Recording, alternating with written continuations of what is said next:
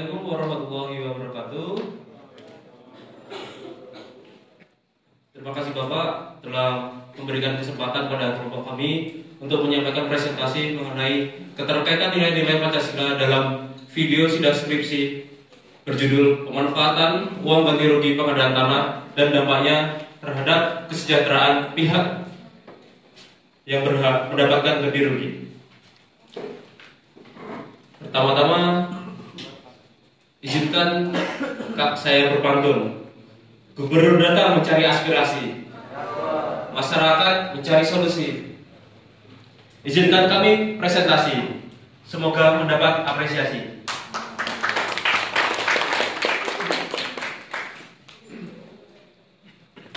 Izinkan saya untuk memperkenalkan diri. Nama saya Miftah Raza, dan untuk sebagai penyaji Mbak Novita Putri Yurianti, sebagai pembahas 1 Mbak Rizka Fitriani, untuk pembahas 2 Mas Novala Muhammad, dan untuk juru kamera Muhammad Khairul Rizki. Pertama-tama mungkin dari penyaji dapat mempresentasikan. Baik, terima kasih kepada moderator atas waktu dan kesempatan yang diberikan kepada saya. Mohon izin Bapak Aristiono selaku dosen pengaku mata kuliah Pancasila pada hari ini. Pada kesempatan kali ini saya akan mempresentasikan hasil diskusi kelompok kami mengenai keterkaitan nilai-nilai Pancasila dalam video sidang skripsi pemanfaatan uang ganti rugi pengadaan tanah dan dampaknya terhadap kesejahteraan pihak yang berhak. Mungkin kita napak tilas terlebih dahulu mengenai perumusan Pancasila. Pancasila dirumuskan dan diusulkan dalam sidang pertama BPU PKI pada tanggal 29 Mei sampai 1 Juni 1945.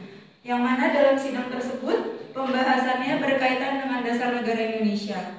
Penyampaian pembahasan tersebut didasarkan pada arahan Ketua BPU PKI, Rajiman Widyodiningrat. Beliau mengatakan bahwa mendirikan sebuah negara yang merdeka membutuhkan suatu dasar negara.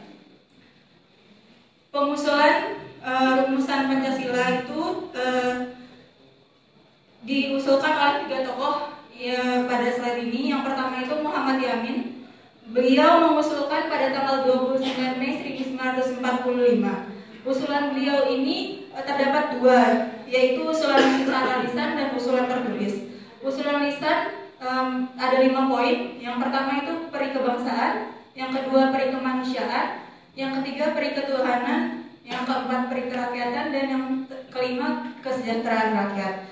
Sedangkan usulan tertulis dari Muhammad Yamin yaitu pertama ketuhanan yang Maha Esa, yang kedua kebangsaan persatuan Indonesia, yang ketiga rasa kemanusiaan, yang keempat kerakyatan yang dipimpin oleh hikmat kebijaksanaan, dan yang kelima keadilan sosial bagi seluruh rakyat Indonesia. Tokoh yang kedua yang mengusulkan Pancasila yaitu Mr. Supomo. Beliau mengusulkan pada tanggal 31 Mei 1945. Menurut beliau, negara merdeka adalah negara yang dapat mempersatukan semua golongan dan paham perseorangan, serta mempersatukan diri dengan berbagai lapisan masyarakat.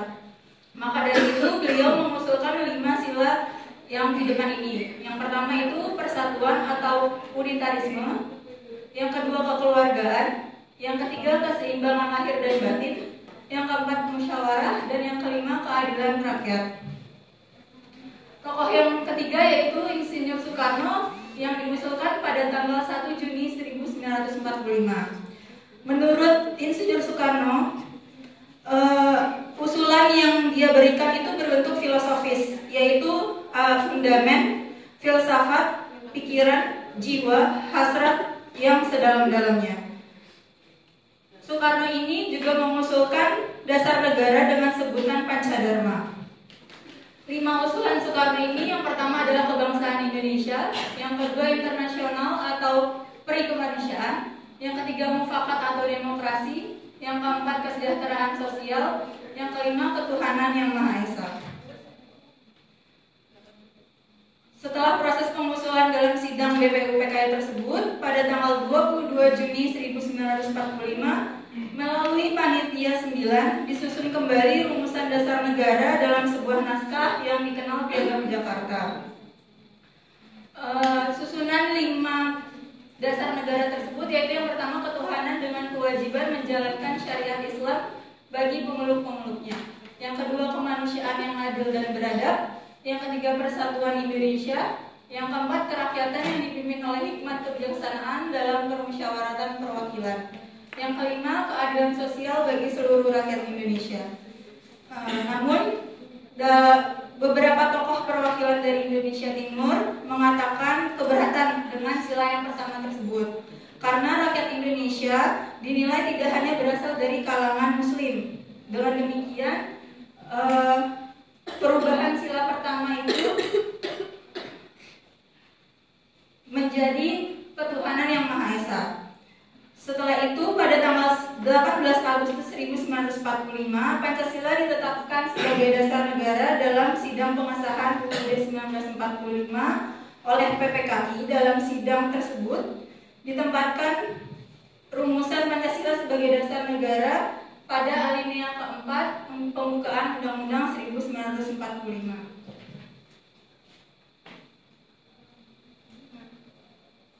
Poin penting hasil diskusi kelompok kami dalam video sidang skripsi tersebut, yang pertama dari sila pertama itu diawalinya sidang skripsi dengan berdoa menurut agama dan kepercayaan masing-masing. Keterkaitan poin ini terhadap sila pertama itu karena menunjukkan sikap meyakini adanya Tuhan yang Maha Esa dengan menyerahkan segala kelancaran dan kemudahan urusan duniawi kepada Sang Pencipta. Yang kedua, keterkaitan terhadap sila kedua yaitu dampak pemanfaatan uang ganti rugi terlihat dari berbagai aspek seperti kesehatan, pendidikan, dan ketenagakerjaan.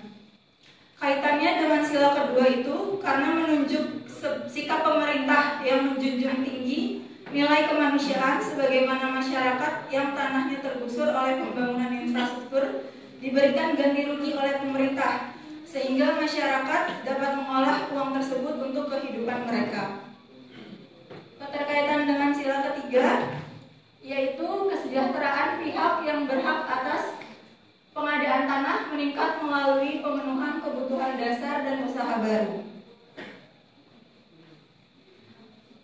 Hal ini berkaitan dengan sila ketiga karena merupakan buah hasil dari sikap pemerintah yang mengutamakan kesatuan, kepentingan, dan keselamatan bangsa dan negara di atas kepentingan pribadi dan golongan, di mana tidak ada keberpihakan pemerintah kepada suatu golongan atau kelompok dalam hal ganti rugi.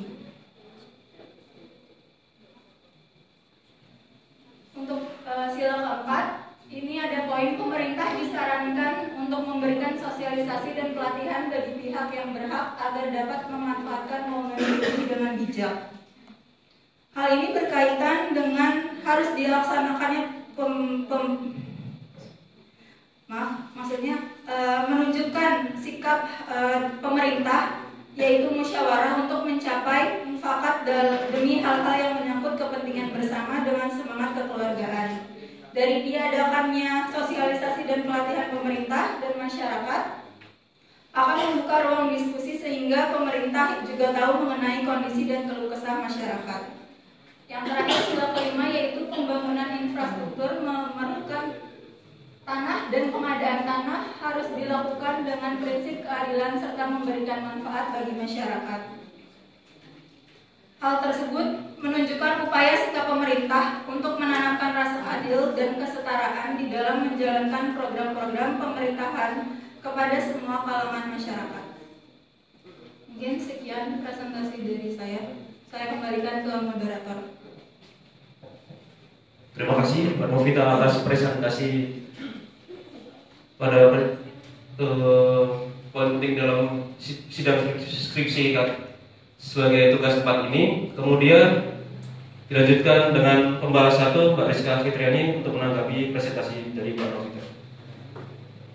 Izin Pak, di sini saya mau menanyakan berkaitan pada sila keempat, yaitu pemerintah disarankan untuk memberikan sosialisasi dan pelatihan bagi pihak yang berhak agar dapat memanfaatkan uang ganti rugi dengan bijak.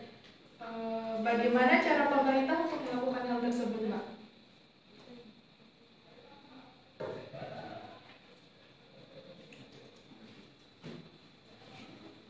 Terima kasih Pembalas 1 atas pertanyaannya. Langsung saja dari penyaji untuk menanggapi. Baik, terima kasih pertanyaannya Mbak Rizka. Pemerintah itu dapat memberikan pendampingan manajemen keuangan untuk membentuk mental masyarakat supaya dia dapat berpikir secara jangka panjang. Pemberian pelatihan itu juga pelatihan keterampilan yang dapat mendorong masyarakat untuk merintis UMKM misalnya karena adanya alih profesi masyarakat. Terima kasih. Terima kasih Mbak Novita sebagai penyaji atas jawabannya. Mungkin Pembalas 1 cukup? Terima kasih. Selanjutnya dilanjutkan dengan Pembalas 2, Mas Muhammad Nofala untuk memberikan pertanyaan. Mohon izin Bapak dosen, terima kasih atas waktunya dari moderator.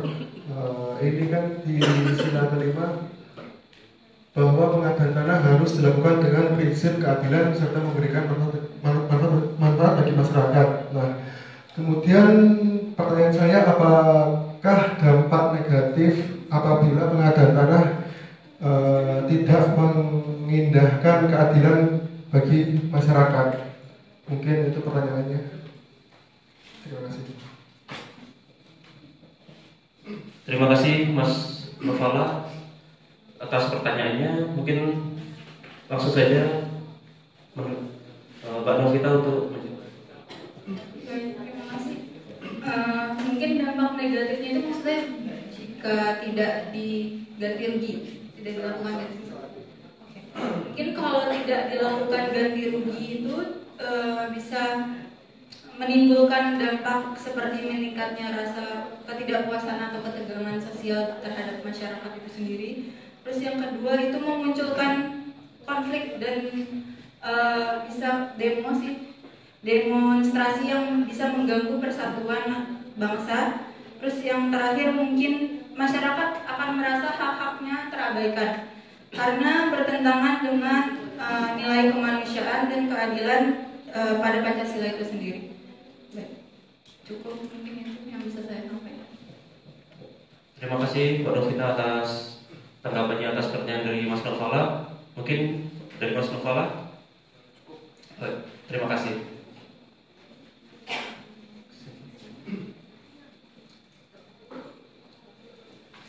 Kesimpulan dari presentasi kali ini adalah Pancasila merupakan hasil jeripayah para tokoh-tokoh perjuangan Indonesia dan seluruh kalangan masyarakat Indonesia yang mana nilai terkandung di dalamnya selaras dengan nilai kebudayaan Indonesia serta sesuai dengan tujuan negara Indonesia ini dibentuk.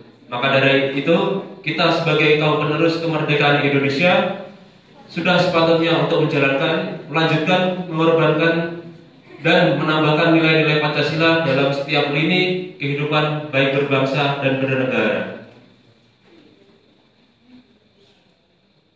Cukup sekian presentasi dari kelompok kami.